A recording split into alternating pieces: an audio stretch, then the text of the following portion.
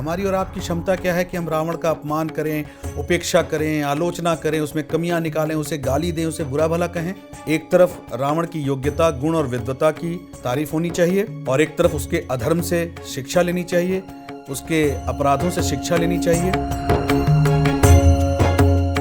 बड़े साधारण शब्दों में कहते हैं कि विधि का विधान। ये तो विधि का विधान था, प्रभु की लीला थी, एक उदाहरण प्रस्तुत करना था इस समाज में, इस सृष्टि में, इस पृथ्वी पर अधर्म पे धर्म के विजय के लिए।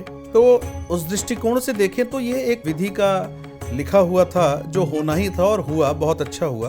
पर आप जरा ये समझें कि इसके पहले बहुत सारे राक्षसों का, दानवों का संहार वो एक एपिसोड जैसा था। उनका एक अपना युग था, उनका अपना एक दौर था, उन्होंने त्राही त्राही करी और फिर उनका संहार किया गया। पर रावण ने कई युगों में, कई स्तर पे प्रकृति को अधीनस्थ करने की कोशिश की।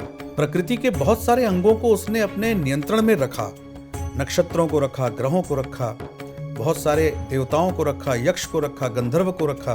रावण इतना बलशाली, इतना विद्वान, इतना सिद्ध था कि उसकी मृत्यु और उसकी समाप्ति इतना सरल भी नहीं था, जो नारायण के सिवा किसी और से होना भी नहीं था। अब उसकी विद्वता और उसके गुण और उसके योग्यता पे तो आप प्रश्न नहीं उठा सकते, वो तो जो था वो था ही। न होता तो फिर नारायण को इतने वर्ष क्यों लग जाते। सीता के अपहरण के बाद लगभग 3.5 वर्ष लग गए श्री राम को लंका पहुंचने में और युद्ध करने में और ये सब करने में। तो इतना सरल तो था नहीं। निश्चित उसके अंदर बहुत सारी योग्यताएं थीं, गुण था, अनुभव था, शक्तियां थीं, बल था, सिद्धियां थीं, विद्वता थी। पर उसने उसका जो दुरुपयोग करा, उसने जो उदाहरण प्रस्तुत किया समाज में कि इन विद्वताओं का, इस ज्ञान का, इस बल का दुरुपयोग करना, प्राणियों में सद्भाव बिगाड़ना, हर जीव का अपना एक मान सम्मान होता है, उसका अपमान करना, शक्ति का अपमान करना, शक्ति का शोषण करना। शक्ति का शोषण सिर्फ स्त्री से ही नहीं है, किसी भी तरह की शक्ति और ऊर्जा का जब आप शोषण करते हैं, दुरुपयोग करते हैं, तो वही शक्ति फिर आपको दंड भी देती है। अब ये ऊर्जा है, शक्ति है, बिजली, इसका हम सदुपयोग करके कितने काम करते हैं। पर अभी आप इसका दुरुपयोग करिए तो आप करंट की एक तार नहीं छू सकते। ये ऊर्जा, ये शक्ति आपको क्षीण कर देगी। तो इस प्रकार रावण ने इतने ज्यादा दुराचार किए, रावण ने जो ये बड़े ही दुर्व्यवहार से ये जो उदाहरण प्रस्तुत किए, जो आचरण प्रस्तुत किया समाज में, तो इतने बड़े अधर्म के विनाश के लिए और नाश के लिए प्रभु श्री राम को बड़े ही तरीके से और अपनी लीला से इसका समापन करना पड़ा। उन्होंने किया और ये फिर विश्व विख्यात होकर के सारे जनमानस के लिए एक उदाहरण साबित हुआ। तो एक तरफ रावण की योग्यता, गुण और विद्वता की जो है तारीफ होनी चाहिए और एक तरफ उसके अधर्म से शिक्षा लेनी चाहिए, उसके अपराधों से शिक्षा लेनी चाहिए।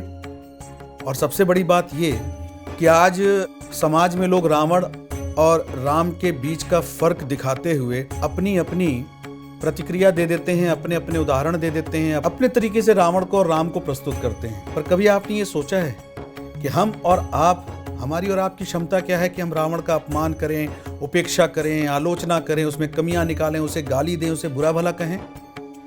जब मरते वक्त प्रभु श्री राम ने आज तक कभी रावण की आलोचना नहीं की, रावण की उपेक्षा नहीं की, रावण का अपमान नहीं किया, रावण का तिरस्कार नहीं किया।